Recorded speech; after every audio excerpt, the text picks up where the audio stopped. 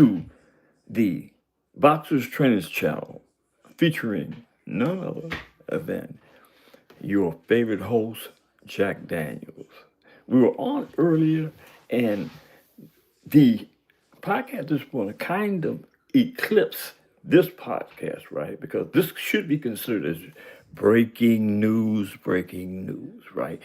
So the PBC has a habit or a tendency, right, to kind of like nudge some of the boxers into fights, right?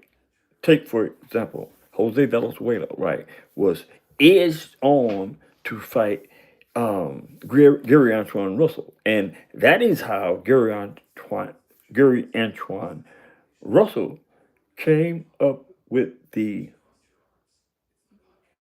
WB, WBA, WBA or IBF junior welterweight championship belt of the world, right? Because the PBC kind of like nudged Venezuela to take that fight. And it had been said that Team Venezuela was was was asked by his coach, Robert Garcia, why you want to take this fight? I mean, how can you um, take this fight? And this guy has a tendency, right, to put a lot of pressure on people when he fights, and you know what I mean. We could make a better choice, but Valenzuela said that he didn't have a choice in the matter. The BBC basically thrusted Gary Antoine Russell down Jose Valenzuela's throat, right? He didn't have an option, right? And the thing about it kind of appears that when the PBC kind of like, you know what I'm saying, get like a little tired of you right there, throw you up under the bus. It kind of seems like that with Valenzuela. And actually, I made mention to Robert Garcia about that, right? Whether there could be some legal ramifications because of the way that Valenzuela was chunked under the bus by the PBC, right? He took that fight unwillingly, let's say that, to say the least, right? And Rolando Romero, the WBA welterweight champion of the world, right, has had words with Devin Haney in the sense that he ain't fighting Devin Haney. There's no way he's going to fight Devin Haney. I don't like Devin Haney. I'm not fighting him. He's a bum. You know, that type of gibber, right? So, I mean, I didn't really take notice of this until today when it was made public that the PBC headline, the PBC offered Devin Haney a unification fight with Rolando Romero, right? They want to unify the belts, right? Now, no contract was brought to the table for Camp Haney, but the allegations, right, were supported by the media. So obviously the PBC said it, but Devin Haney had made a comment and said he didn't receive a contract and kind of like threw it back in Rolly Romero's face because Rolly Romero had been doing a lot of trash talking in regards to Devin Haney. You know what I mean? And all bad, nothing good, just you know what I mean? The natural behavior of a scared fighter, right? And to me, it's a lot of the cats out there in the boxing game today that's scared, right? And they cover this up by, you know, making salacious allegations about whoever it is that they're afraid of and don't want to get in the ring with. And Devin Haney happens to be one of the ones that Rolando Romero does not want to have anything to do with. So it's safe to say that the PBC and Al Heyman is thrusting Devin Haney down Rolando Romero's throat. I mean, 2 or 3 inferences justify the statement made, right? That based on the facts, based on different issues by the PBC, and the fact that we know as a fact that Rolando Romero does not want to get in the ring with Devin the Dream Haney. That's public knowledge, common knowledge and public knowledge, right? He basically said that out his own mouth, right? He don't have nothing to do with Devin Haney. He don't like Devin Haney. He don't like him is justification for why he don't want to get in the ring with him, or is because he fears that Devin Haney is going to whoop his butt. Which one is it? You make your choice. Shout out to the chat and the ship will sail, man. Yeah, we gotta speak. Man, you keep saying, excuse me, chat. You keep saying that you're gonna drop your phone number in the chat. I haven't got it. Drop your phone number. You did? Okay. I tell you what. Call me today. Call me. In fact, we're not gonna be able to be on the air, but call me right now, and I'll lock your number in. How about that? Back to Rolando Romero. What you think about Rolando Romero?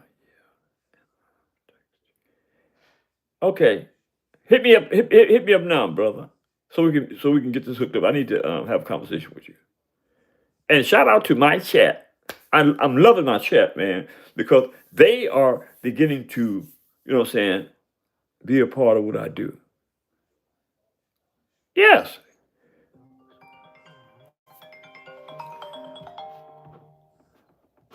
Excuse me. Okay, I got you.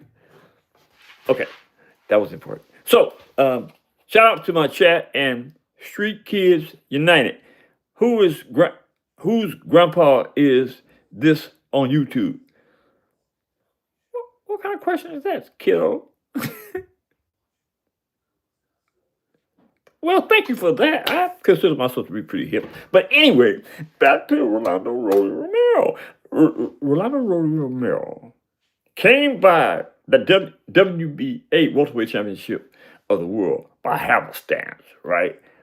I mean, nobody in the world thought that Rolly Romero was going to get in the ring and be challenged to the degree where he beat somebody up for a belt. No way.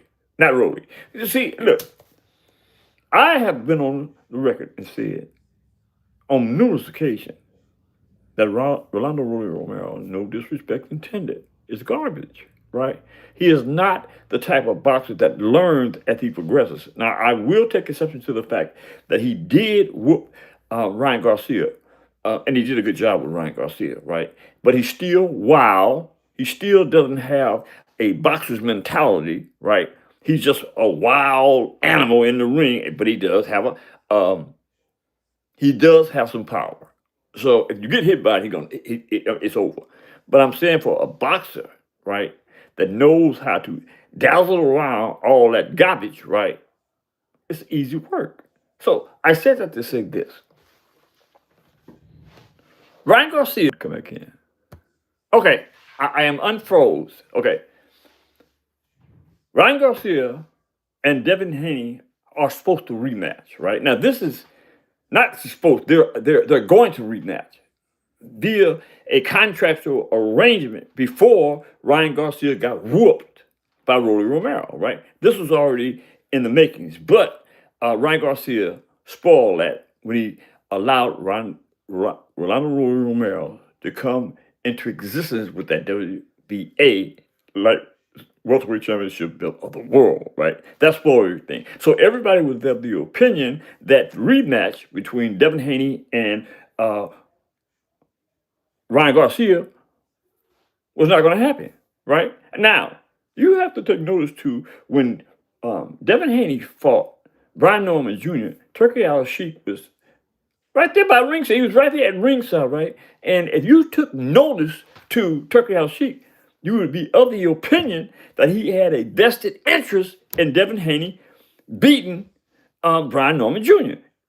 You can see it in his face when it was announced that Devin Haney was winning that fight or won that fight.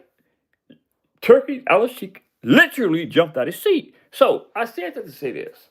The reason for that was that the rematch between Ryan Garcia and Devin the Dream Haney, Turkey Al-Sheikh has a vested interest in that fight, right? There's a lot to be said about the ins and outs of that particular fight and the revenue that's going to be created as a result of it.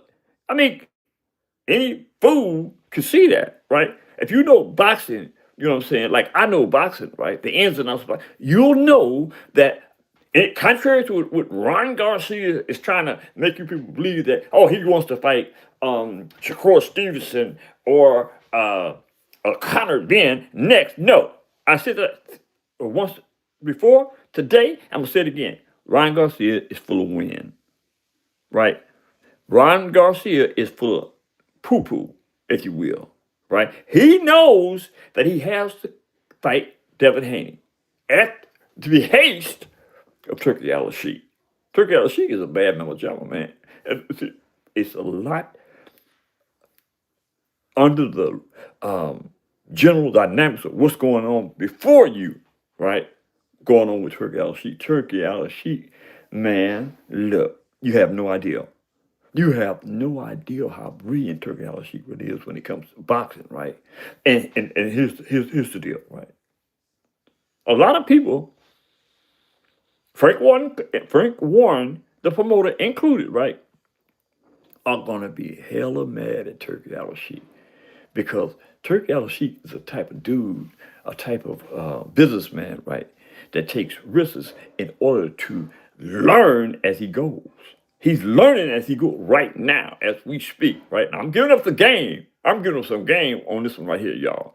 Turkey Al-Sheikh is learning as he goes, right? And sucking up and absorbing all the wisdom that is necessary to make boxing the way that Turkey Al-Sheikh believes that it should be, right? Why? Because making boxing great again is in the best interest of Saudi Arabia. Turkey Al-Sheikh basically said that live on TV, right? On he lied. He said that on stream, right? That the reason why he's really interested in boxing is because he was trying to make Saudi Arabia financially secure for everybody. For everybody. Now, look, man, that has a definitive meaning to it when it comes to the intellect of people that believe in making their country great again, as Donald Trump constantly say, but that's not what he's trying to do. Donald J. Trump is nothing like Turkey Al-Sheikh when it comes to business and getting things done. Turkey Al-Sheikh is going to get this done. Shout out to the chat. Surrender me. Shout out to Surrender Ma. Where you at, Surrender Ma? If you don't mind me asking. Oh yeah, the shit. What's up? I got it, brother. I'm gonna get to you. You got the best hand, CC Motion, in the house. Yeah. So back to Turkey Al-Sheikh, the PBC, and Ryan Garcia, right? This fight, if it comes to fruition between Devin Haney and Ryan Garcia, as far as I'm concerned, I would take that fight if I was Devin Haney, right?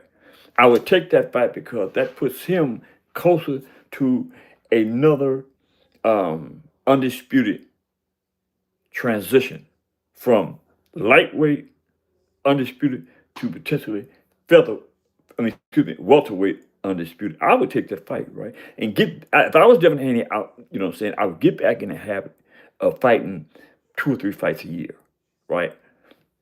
Build his legacy up, put himself in a position where he could potentially do the same thing as Torrance Bud Crawford did and become undisputed in 2 or 3 weight categories. Now, Devin the Dream Haney have that type of love for sport, and he could do it. But he has to assert himself. He was really involved in that concept about being multi-divisional undisputed champion, right? But he has to get his mind back in the game. And it's my opinion that there's more in Devin Haney that he's revealing right now, right? And I'm not going to go off into explanation for why I feel that way, but I'm just saying from the heart that it's a lot more to Devin Haney than we seeing right now. And fortunately, or hopefully, we'll start seeing more of the Devin Haney that I know is capable of putting people to sleep. Yeah, putting people to sleep and beating a whole bunch of people.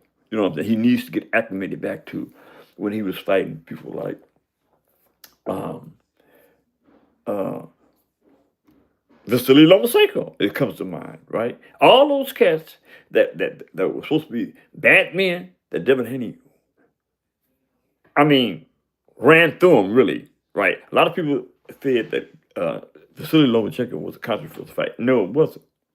No, no. I watched that fight at least 4 or 5 times, right? And each time I watched it, it was like, yeah, Devin got popped a couple times, but he outworked Vasily Lomachenko, in my opinion, right? He he did a lot of body work. That was, to me, that was the beautiful. Wait a minute.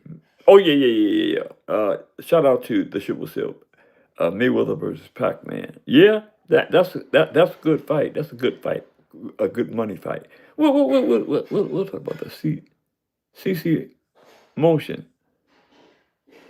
Shout out to CC Motion. Thank you, brother. But look, man, I wanted to get wrapped up in what we was gonna do about these fights, right? In my opinion, I really think that Devin Haney should just fight Ryan Garcia. Devin Haney should fight Rory Romero, right? Both of these fights, I think he should take, right? I don't care if they're 1 month, 2 months apart, right? Devin Haney is 27 years of age.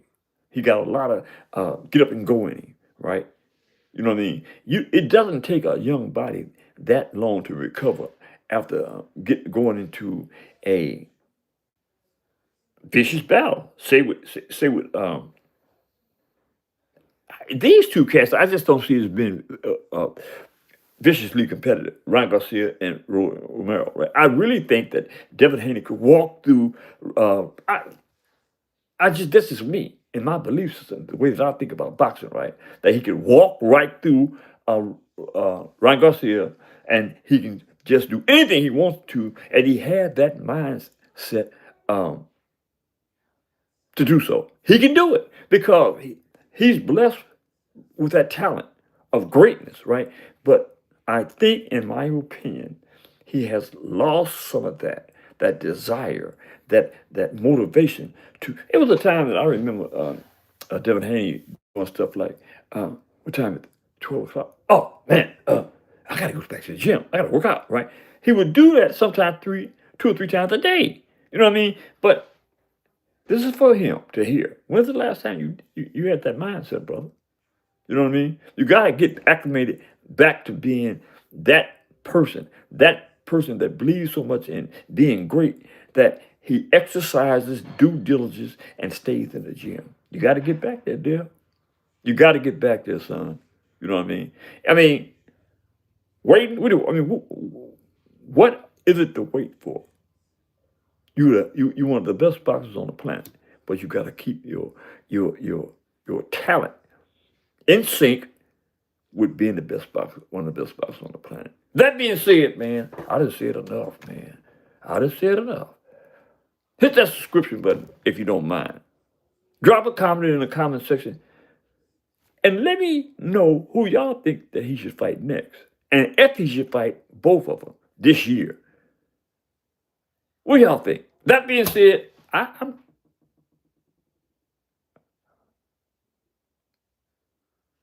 call you later.